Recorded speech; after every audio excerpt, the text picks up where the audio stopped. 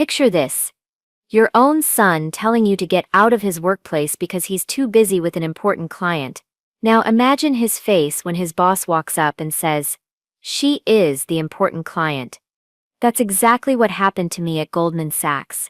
My son Rob had been lecturing me about money for months, bragging about his prestigious finance job, treating me like some confused old woman who couldn't balance a checkbook. What he didn't know was that I'd been a VIP client at his firm for over 15 years, with more money in my portfolio than he'd see in a lifetime. I'm Ruth Miller. I'm 69 years old, and I live in Chicago. The day my son publicly humiliated me at his own workplace was the day he discovered exactly who he'd been disrespecting all along. It was a Tuesday morning when I walked into the sleek Goldman Sachs office building in downtown Chicago. The marble floors gleamed under those bright lights, and everything felt so formal and intimidating. I was nervous, I'll admit that. You see, I'd been avoiding this meeting for months, and now I couldn't put it off any longer.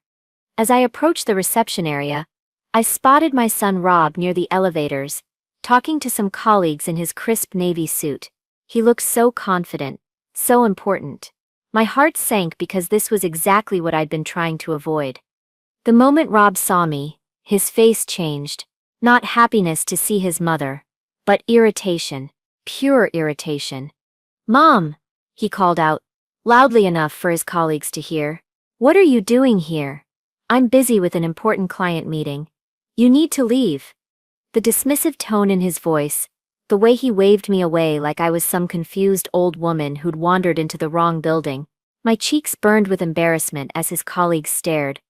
But then Charles Wilson, Rob's boss, appeared beside us.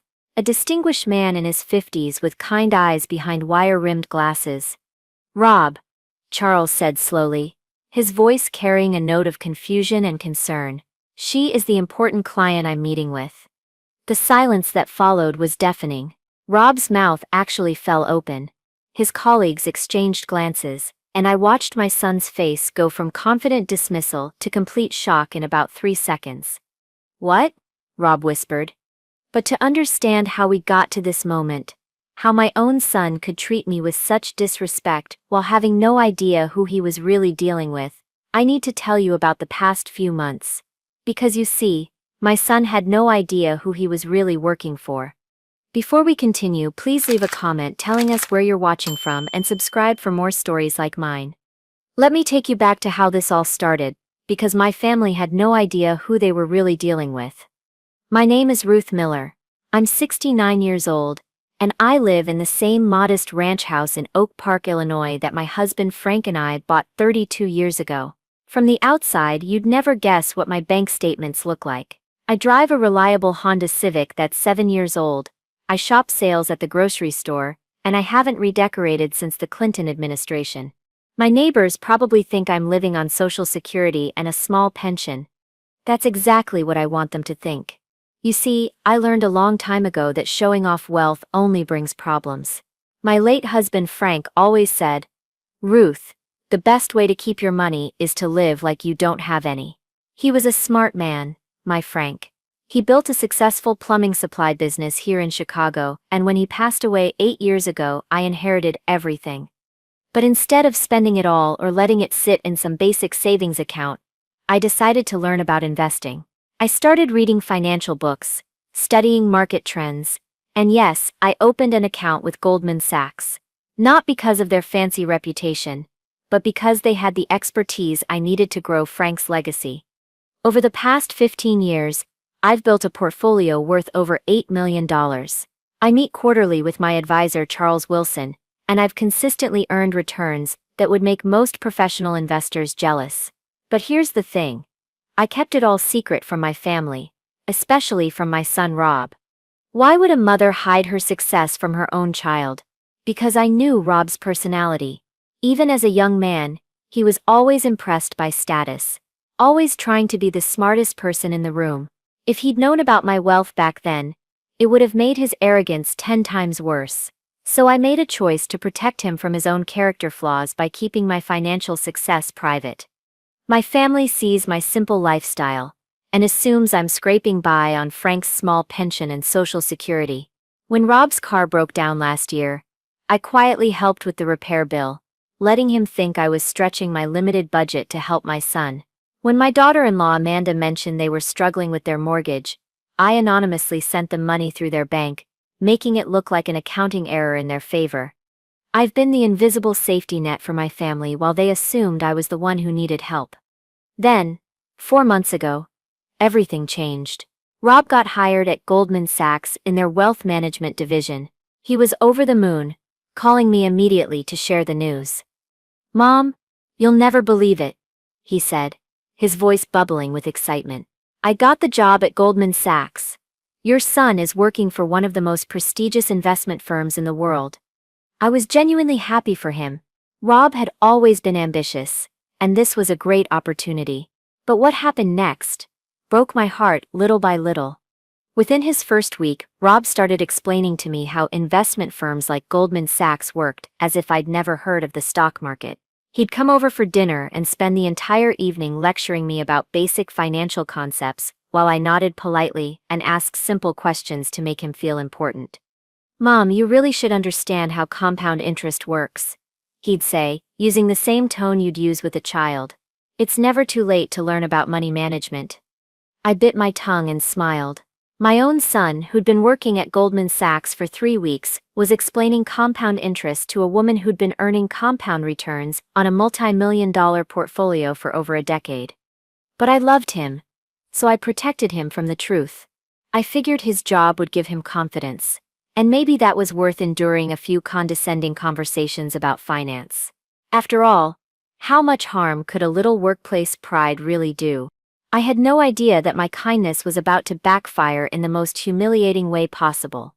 What started as harmless workplace excitement quickly turned into something that made my stomach churn every time Rob walked through my front door. By his second month at Goldman Sachs, Rob's attitude toward me had completely changed. The son who used to ask for my advice on everything now treated me like I was mentally declining. Every conversation became a lecture. Every family dinner turned into financial education with Professor Rob. "Mom, I've been thinking," he announced one Sunday evening, cutting into his pot roast like he was delivering a corporate presentation. "Now that I understand how these big investment firms work, I really think we need to talk about your finances." My daughter-in-law Amanda nodded enthusiastically from across the table. "Rob's learned so much already. Did you know Goldman Sachs manages billions of dollars for wealthy clients?" I nearly choked on my mashed potatoes. "Is that so?" "Oh yes," Rob continued, warming to his favorite topic. "These firms have minimum investments of hundreds of thousands of dollars. They only work with really sophisticated investors who understand complex financial strategies." Amanda chimed in. "It's probably hard for you to imagine that kind of money, Mom Miller. But Rob's seeing it every day now." The condescension in her voice made my cheeks burn. Here was my daughter-in-law, who I'd secretly helped with her mortgage payments, talking to me like I was some confused grandmother who kept her life savings in a coffee can. But Rob wasn't finished educating me. "The thing is, Mom, people your age often don't understand how inflation works. That little nest egg you and Dad saved up? It's probably losing value every year just sitting in whatever basic savings account you have." I set down my fork carefully. "And what would you suggest?" Rob's eyes lit up like Christmas morning. "Well, now that I have connections at Goldman Sachs, I could probably get you a meeting with one of their junior advisors. Nothing too complicated, just someone who could help you understand basic investment principles." The irony was so thick I could have served it for dessert. My son wanted to use his 3-month career at Goldman Sachs to get me a meeting with a junior advisor at the firm where I'd been a VIP client for 15 years. "That's very thoughtful," I managed to say. "I mean, it's the least I can do," Rob said magnanimously. "I know money stuff can be confusing for people who've never had to deal with it professionally." Amanda reached over and patted my hand like I was a sweet but simple child. "Rob's always looking out for family. We're so lucky he's finally in a position to help with these complicated things." By month 3, Rob's financial lectures had become a weekly torture session. He'd arrive at my house every Sunday with some new piece of wisdom he'd learned at work. "Mom, I found out about something called diversifications this week," he announced, settling into Frank's old recliner like he owned the place. It means you shouldn't put all your money in one place. Revolutionary concept, right? I was folding laundry while he spoke, thinking about my carefully balanced portfolio of domestic stocks, international funds, bonds, real estate investments, and alternative assets that Charles Wilson and I had spent years perfecting. Fascinating, I said. I bet you never heard of index funds either, Rob continued. They're these amazing investments that track the whole stock market. Goldman Sachs recommends them for beginners who don't understand individual stock selection. Every word felt like a pinprick. Here was my son, explaining index funds to a woman whose portfolio had consistently outperformed the market for over a decade, through strategic stock picking and sector rotation. The worst part wasn't even Rob's condescension. It was watching Amanda use his job to establish herself as the family financial expert. At my granddaughter Madison's birthday party, I overheard Amanda talking to the other parents. It's such a relief that Rob finally has a career where he can help his mother with money decisions, she was saying. The poor woman has been completely lost since her husband died. She doesn't understand anything about modern finance. Another mother asked. That must be difficult for her. Oh, it is. Amanda sighed dramatically. Rob keeps trying to explain basic concepts to her, but you know how elderly people can be with learning new things. At least now he has the professional knowledge to guide her properly. I was standing 10 feet away, serving cake to children, listening to my daughter-in-law describe me like I was suffering from dementia. The woman I'd secretly helped avoid foreclosure was telling people I was too mentally feeble to understand money. By the 4th month, Rob had appointed himself as my unofficial financial guardian. I've been thinking, Mom, he said during one of our Sunday dinners, maybe I should take a look at your financial situation, just to make sure everything's organized properly. What do you mean? Well, I could review your bank statements, see how much you have in savings. Maybe help you set up a simple budget. Nothing fancy, just basic financial hygiene for someone your age. Amanda nodded approvingly. Rob's become so knowledgeable about these things. And honestly, Mom Miller, it would give us all peace of mind to know your finances are being handled properly. The phrase someone your age hit me like a slap. My own family was treating me like I was incompetent because of a number. They had no idea that someone my age had been successfully managing millions of dollars while they were struggling to handle their own household budget. I appreciate the offer, I said quietly. Great. I'll bring some paperwork next week, and we can get started organizing everything properly. That night, after they left, I sat in my living room staring at the family photos on my mantle. Pictures of Rob's college graduation that I'd paid for. Photos from their wedding, where I'd quietly covered half the expenses. Christmas mornings where my modest gifts had actually cost more than their mortgage payment. I'd spent months protecting my son from his own arrogance by hiding my success, and he'd repaid my kindness by treating me like a financial invalid. Every lecture about basic investing was delivered to a woman who could buy his house with pocket change. Every condescending explanation of compound interest was given to someone whose returns had been compounding for longer than he'd been working. But what really broke my heart was the realization that my protection had backfired. Instead of saving Rob from the worst parts of his personality, I'd actually enabled them. By hiding my competence, I'd given him permission to treat me as incompetent. The next week, I received a call that would change everything. Mrs. Miller, this is Charles Wilson from Goldman Sachs. I hope you're well. I was calling to schedule your quarterly portfolio review. We have some important market developments to discuss, and there are several time-sensitive decisions that need your attention. I looked at my calendar and my heart sank. My usual meeting times would put me right in the middle of Rob's workday. For months I'd been scheduling around his hours to avoid any chance of running into him at the office. Charles, could we possibly meet in the evening? Or perhaps on a weekend? I'm afraid not, Mrs. Miller. These decisions really can't wait, and I'm only available during regular business hours for the next several weeks due to travel schedules. I closed my eyes and felt the walls closing in. My months of careful avoidance were about to come to an end. All right, I said quietly. Let's schedule it for Tuesday morning. As I hung up the phone, I realized that my choice to protect Rob from the truth was about to collide headfirst with his choice to disrespect me. And I had no idea which one of us would survive the impact. What happened next shattered my heart in ways I never thought possible. Sometimes the cruelest betrayals come from the people you've sacrificed the most to protect. It started with a phone call I wasn't supposed to hear. I'd driven over to Rob and Amanda's house on a Saturday afternoon to drop off some groceries. I have a key, and they'd told me to just let myself in since they were expecting me. But as I approached their kitchen with bags in hand, I heard Rob's voice coming from the living room. He was on the phone, laughing. No, you don't understand how clueless she is, he was saying. My mom thinks Goldman Sachs is like some mystical place where only geniuses work.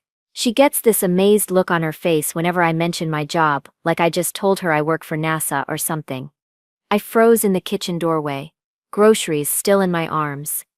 Yeah, she has zero understanding of finance, Rob continued. Yesterday she asked me what a mutual fund was. Can you believe that? A mutual fund. I had to explain it like she was in kindergarten.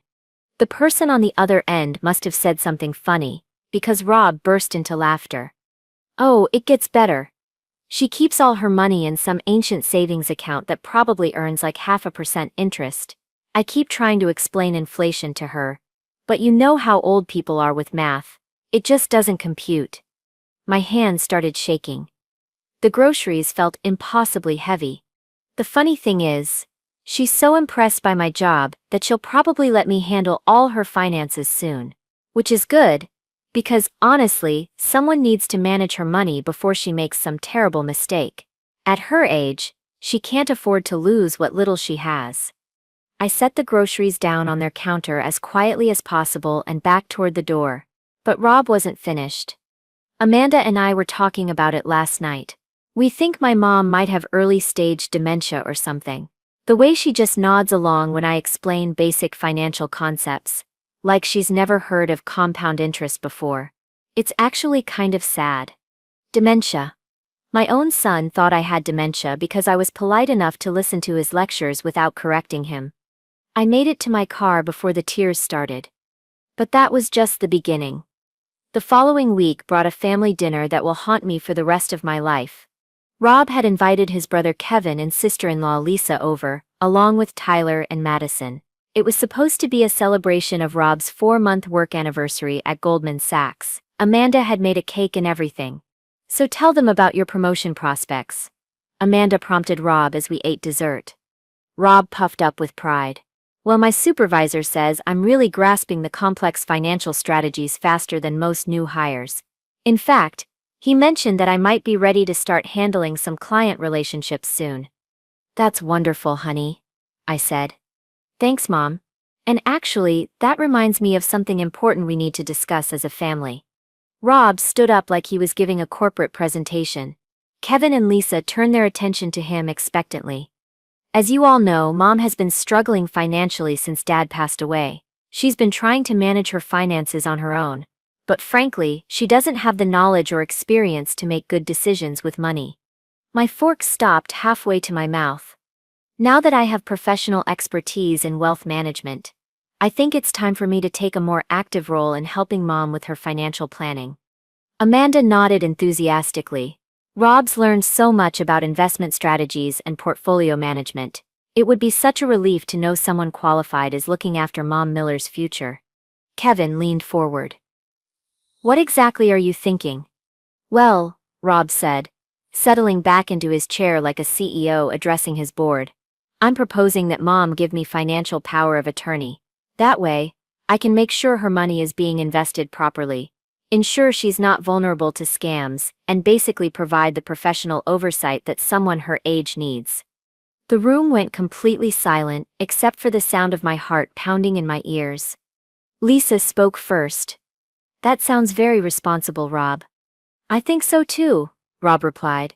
The truth is, Mom's generation just doesn't understand modern finance.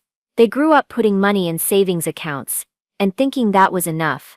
But inflation has been eating away at her nest egg for years, and she doesn't even realize it. Tyler, my 17-year-old grandson, looked up from his phone. Grandma, you should totally let Dad help you. He knows everything about money now. Madison, who's 15, added. Yeah, Grandma. Dad could probably make you rich. The innocent cruelty of children who had no idea their grandmother could buy their college educations without blinking. But Amanda wasn't finished with the humiliation. The thing is, Mom Miller, we're all worried about you. You're living in that big house all alone, trying to manage finances that are probably too complicated for someone who's never had to deal with investments before. What if something happened to you? What if you forgot to pay a bill, or got confused about your accounts? My voice, when I finally found it, was barely a whisper. I'm managing fine. Rob reached across the table and patted my hand in the most condescending way possible. I know you think you are, Mom, but there's a difference between getting by and actually making smart financial decisions. For instance, do you even know what your annual rate of return is on your savings? See? That's exactly what I'm talking about. You don't even know the basic metrics that determine whether your money is working for you or against you. Kevin jumped in supportively. Rob, I think this is really generous of you. Mom could definitely benefit from professional guidance. Absolutely, Lisa agreed. Financial planning is so complex these days. It's wonderful that Rob has the expertise to help family. The conversation continued around me like I wasn't even there. My own children discussing my mental capacity, my financial competence, my future, as if I was already too far gone to participate in decisions about my own life. But the worst moment came when Amanda stood up to clear the dessert plates. You know what the really sad part is? She said to the group. As if I was deaf as well as incompetent. Mom Miller was actually pretty sharp when Frank was alive. But ever since he died, it's like she just gave up trying to understand things. She's become completely dependent on other people to explain the world to her. Rob nodded sagely. It's actually pretty common. When people get to a certain age, especially women who never had to handle finances during their marriages, they just sort of shut down mentally. They stop learning new things. The important thing, Lisa added, is that she has family who care enough to step in before she makes any serious mistakes. I excused myself to use the bathroom and stood in front of their mirror, staring at my reflection. The woman looking back at me had been successfully managing a multi-million-dollar portfolio for 15 years. She had consistently outperformed market averages through careful research and strategic thinking. She had built wealth that her family couldn't even imagine. And her own children thought she was losing her mind. When I returned to the dining room, Rob was showing everyone some papers he'd printed out. I already had our family lawyer draw up the basic documents, he announced proudly. All Mom needs to do is sign here, here and here. And I'll be able to start managing her finances properly. He slid the power of attorney documents across the table to me like he was doing me the favor of a lifetime. Don't worry about reading all the legal language, Mom. I can explain what everything means. I stared down at the papers that would give my son complete control over my financial life. The same son who thought I had dementia because I was too polite to embarrass him with my superior knowledge. I need some time to think about this, I said quietly. Rob's face fell slightly. Mom, there's really nothing to think about. This is clearly the best option for your future security.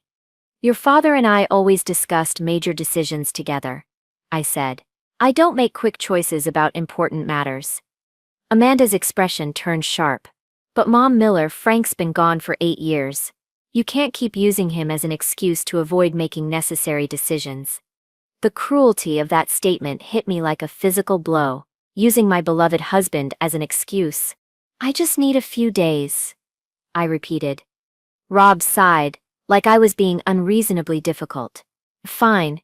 But honestly, Mom, I don't understand why you're hesitating. Do you really think you're qualified to make better financial decisions than someone who works at Goldman Sachs professionally? That question hung in the air like a challenge. And for the first time in months, I felt a spark of anger instead of just hurt. I'll let you know my decision soon, I said, standing up from the table. As I gathered my purse and coat, I heard Amanda whisper to Lisa, I hope she doesn't wait too long. The longer she delays, the more damage she could do to her own financial future. I drove home in a haze of heartbreak and fury. My family had spent the evening discussing my incompetence, my mental decline, my need for supervision, while sitting around a dinner table in a house that I'd secretly helped them afford. The power of attorney papers sat in my purse like a ticking bomb. Rob expected me to sign away my financial independence to a man who'd been working in wealth management for 4 months and thought I didn't know what a mutual fund was. That night, I called Charles Wilson at home. Charles, I need to ask you something, and I need you to be completely honest with me. Of course, Mrs. Miller. What's on your mind? In your professional opinion, how would you rate my financial knowledge and decision-making ability? There was a pause. Ruth, you're one of the most sophisticated investors I work with. Your understanding of market dynamics, your strategic thinking, your risk management. Honestly, you could probably teach courses on wealth management.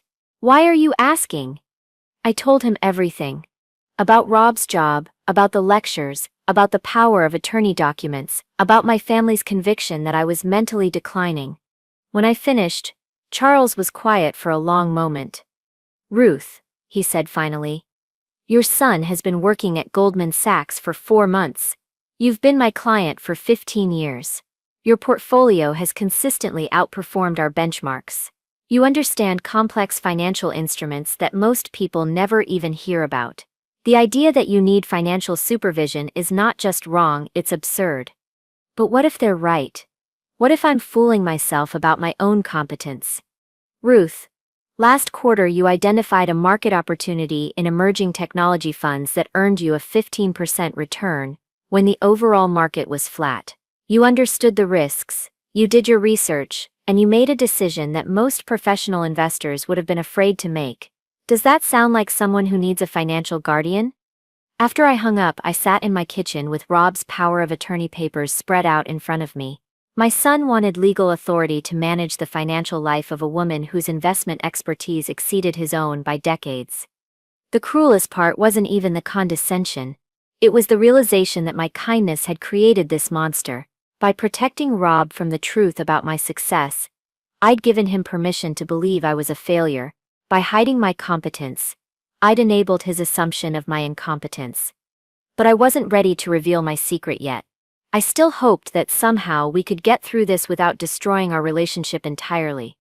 I had no idea that the choice was about to be taken out of my hands completely. The phone call that would change everything came on a Monday morning while I was still trying to figure out how to handle Rob's power of attorney demands. Mrs. Miller, this is Charles Wilson. I hope I'm not calling too early. Not at all, Charles. How can I help you? Well, I'm afraid we have some urgent matters that require your immediate attention.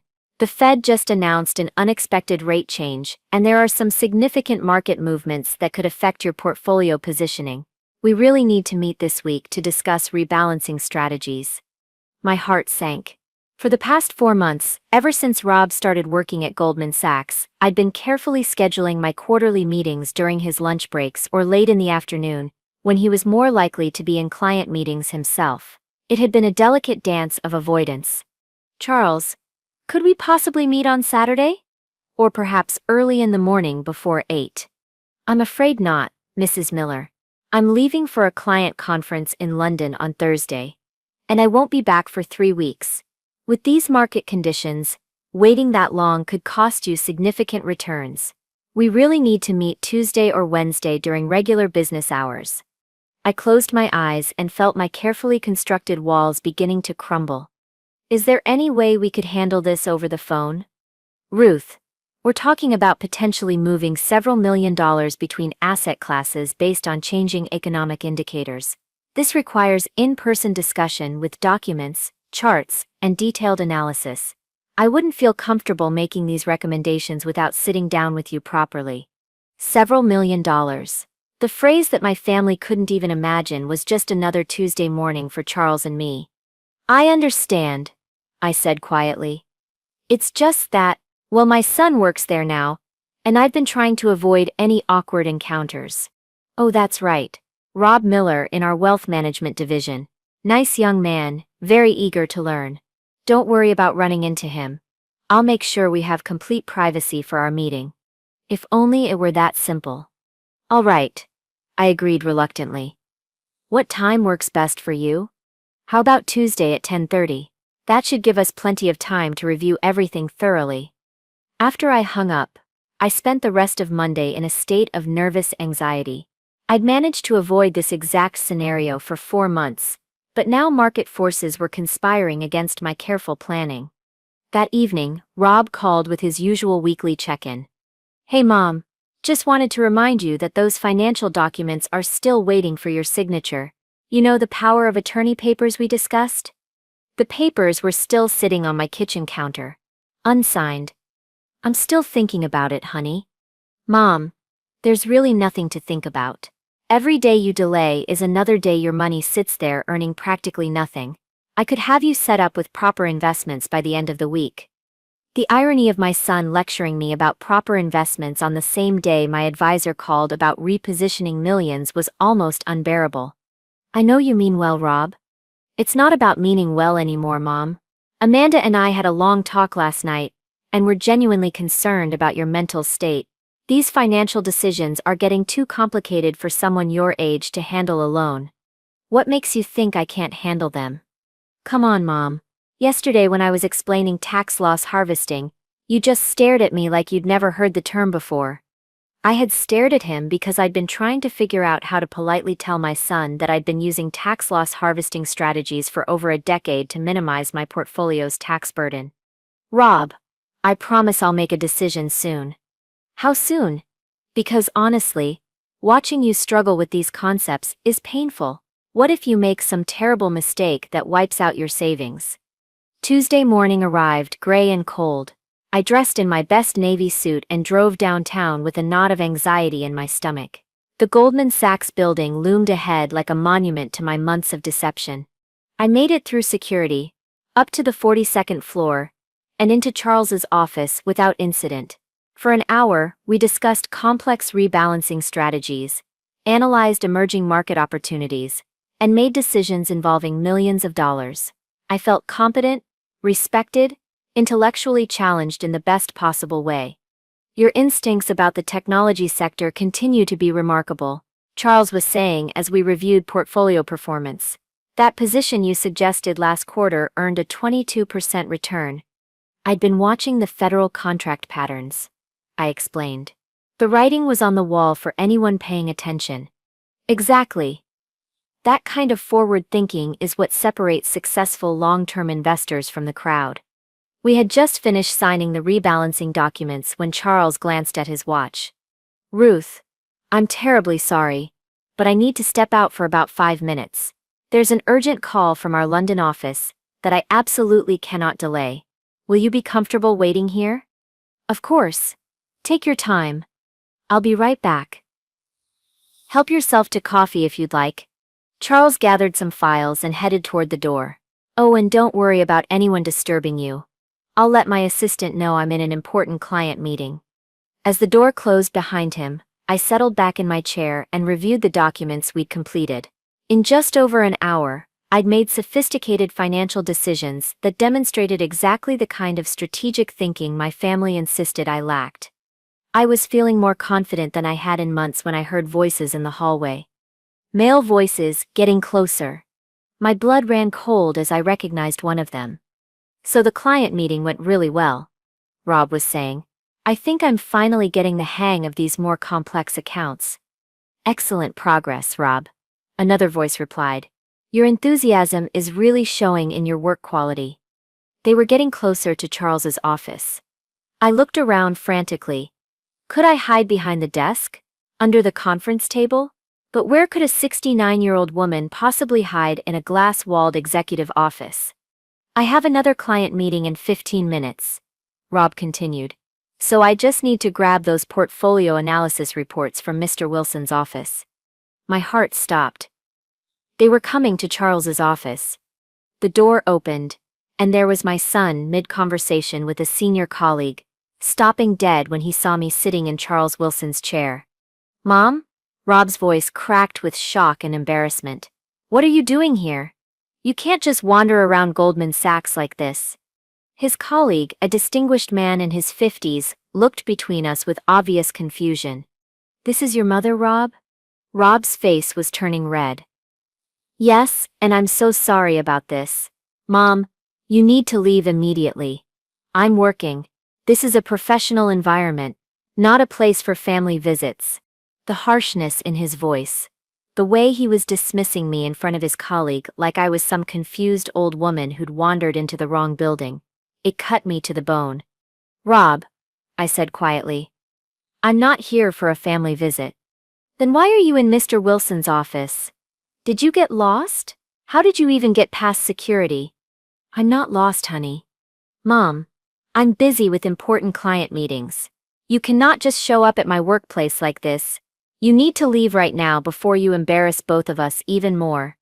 The dismissive tone, the assumption that I was embarrassing him, the way he was waving me toward the door like I was some unwelcome intrusion, every word felt like a slap. His colleague was staring now, clearly uncomfortable with witnessing Rob's treatment of his own mother.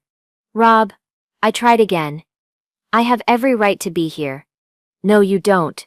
This is the executive floor. They don't let random visitors wander around up here. Security should have stopped you. I'm not a random visitor. Mom, please. I'm trying to build a professional reputation here. I can't have my elderly mother wandering around the office looking confused and lost. Just then, Charles Wilson's voice carried down the hallway as he returned from his call. Mrs. Miller. I'm so sorry about that delay. Where were we with your portfolio rebalancing? Charles appeared in the doorway and stopped short when he saw Rob and his colleagues standing there. Oh, Rob. Hello. I didn't expect to see you up here today. Rob looked from Charles to me and back to Charles, his confusion deepening. Mr. Wilson. I'm so sorry about this. My mother somehow got past security, and I was just escorting her out. I know she's bothering you during important client meetings. Charles's eyebrows rose slowly as he looked at Rob. Bothering me? Charles repeated carefully. Yes, sir. I know you have that important VIP client meeting. And I'm sorry my mother interrupted it. Sometimes elderly people get confused about where they're supposed to be. The silence that followed was deafening.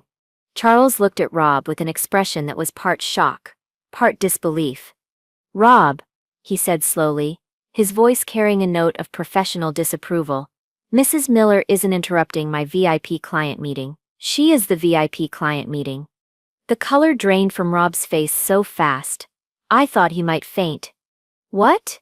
He whispered. Your mother, Rob, is the important client I've been meeting with for the past hour. She's one of our most valued VIP clients. Rob's colleague's mouth fell open slightly. That's impossible, Rob stammered. I assure you it's quite possible, Charles said, his tone now distinctly cool. Mrs. Miller has been our client for 15 years. And Rob, I have to say, I'm quite shocked by the way you just spoke to her. The horror on Rob's face was complete. He just told his own mother to leave Goldman Sachs because he was too busy with important clients, and she was the important client. I don't understand, Rob whispered. Charles looked at him with the kind of professional disappointment that could end careers. What I don't understand, Rob, is how you could speak so dismissively to any client, let alone your own mother. The lack of respect you just displayed is completely unacceptable in this firm.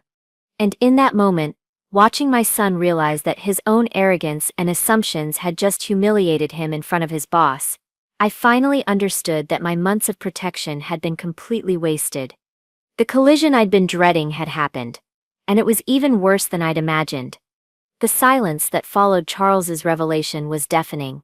Rob stood frozen in the doorway, his mouth slightly open, staring at me like I was some kind of apparition. His colleague looked between the three of us with fascination, clearly recognizing that he was witnessing something career-defining.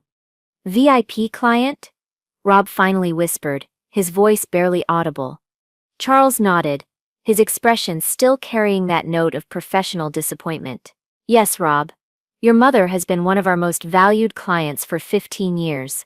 We've been conducting her quarterly portfolio review for the past hour. Portfolio review? Rob repeated the words, like they were in a foreign language.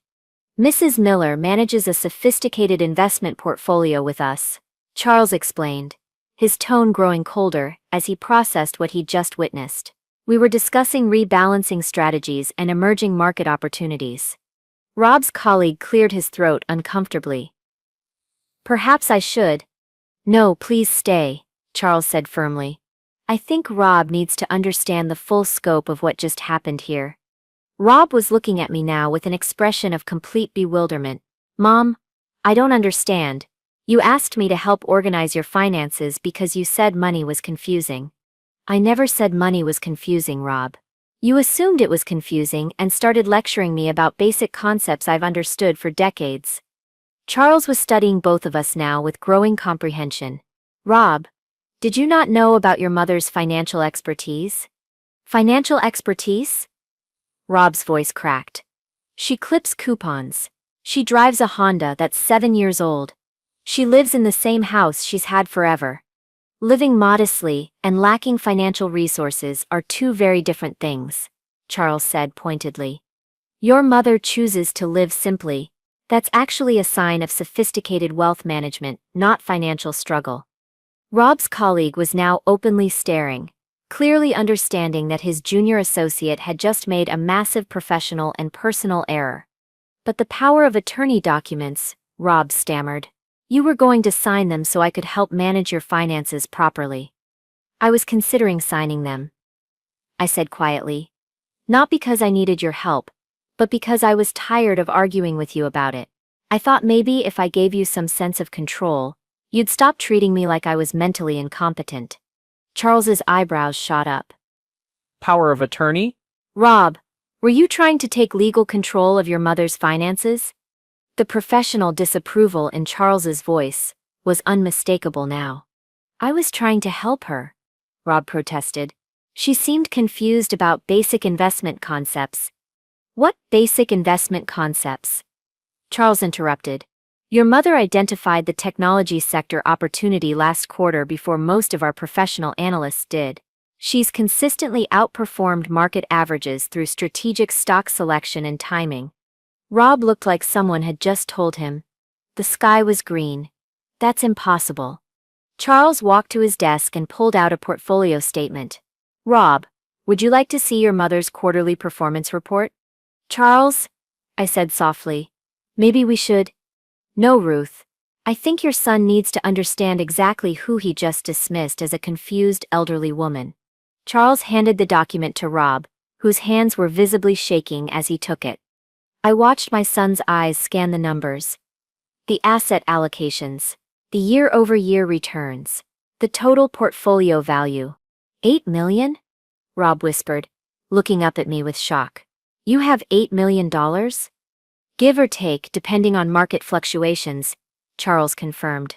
Your mother built that portfolio through careful research, strategic thinking, and sophisticated risk management. Rob's colleague made a small sound that might have been suppressed amazement. But how is this possible? Rob asked, still staring at the statement. You live so simply. You asked me to explain compound interest to you. I asked you to explain compound interest because I was trying to be polite while you lectured me about concepts I've been using successfully for over a decade. I said, finding my voice again.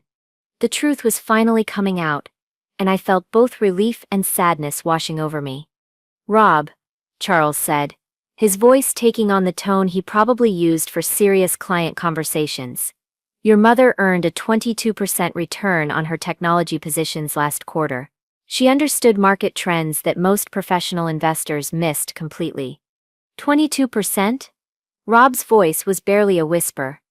While you were explaining basic diversification to her, she was successfully managing a portfolio diversified across 6 asset classes in 12 countries. Rob sank into the chair across from me like his legs had given out. I don't understand any of this, he said, looking at me with eyes that held confusion, embarrassment, and something that might have been anger. Why would you hide this from me? Because I knew exactly what would happen if you found out, I said. Your arrogance was bad enough when you thought you were the family financial expert. What do you think it would have been like if you'd known your mother had millions of dollars? Charles was watching this exchange with growing understanding of the family dynamics at play. So all those Sunday dinners, Rob said slowly, when I was explaining investment strategies to you, You were explaining basic concepts to someone who'd been successfully implementing advanced versions of those strategies for years. And when I offered to get you a meeting with a junior advisor at Goldman Sachs, you were offering to get me a meeting at the firm where I'd already been a VIP client for 15 years. Rob put his head in his hands. Oh God, what have I done? Charles cleared his throat. Rob, I think we need to discuss the professional implications of what happened here today. Rob looked up with panic in his eyes. Professional implications. You just told a major VIP client to leave the building because you assumed she was confused and lost. You dismissed your own mother in front of a colleague, showing a complete lack of respect and professionalism. Rob's colleague was nodding slowly, clearly understanding the severity of the situation. Mr. Wilson, I didn't know.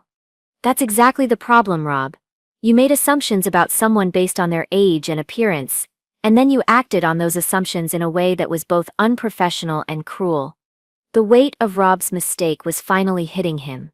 Not only had he humiliated himself personally, but he'd done it in front of his boss while mistreating a major client. What does this mean for my job? Rob asked quietly. Charles looked at him for a long moment. It means we need to have a serious conversation about judgment, respect, and professional behavior. The way you spoke to your mother today is not how we treat clients at this firm, regardless of who they are. I could see my son's career flashing before his eyes. Mom, Rob said, turning to me with desperation in his voice. I'm sorry. I didn't know. I was just trying to help. No, Rob. You weren't trying to help.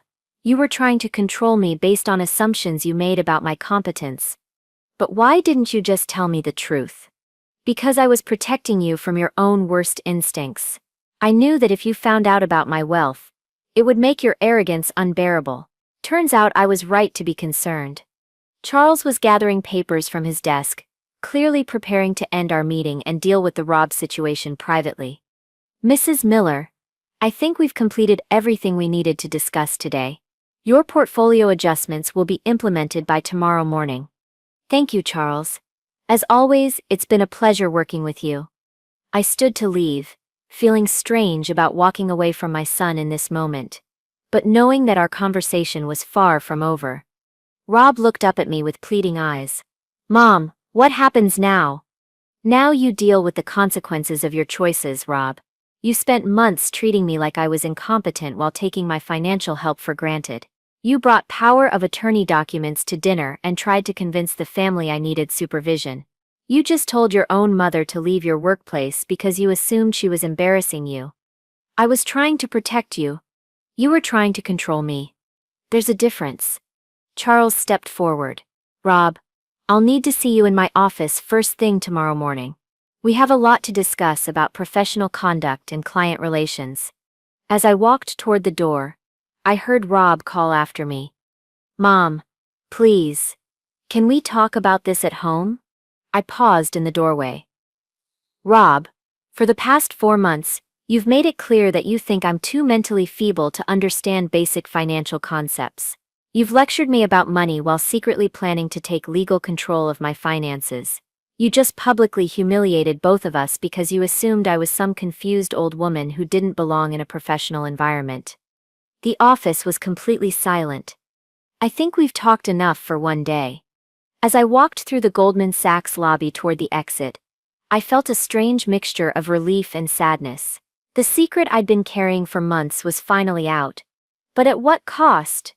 My phone started ringing before I even reached my car. Rob, calling frantically. I let it go to voicemail. Then Amanda called. Then Rob again. Then Tyler. By the time I got home, I had 14 missed calls and a string of increasingly panicked text messages. Mom, please call me back. We need to talk about this. I'm sorry I didn't understand. Please don't be angry. Amanda wants to know if this changes anything about family finances. That last text told me everything I needed to know.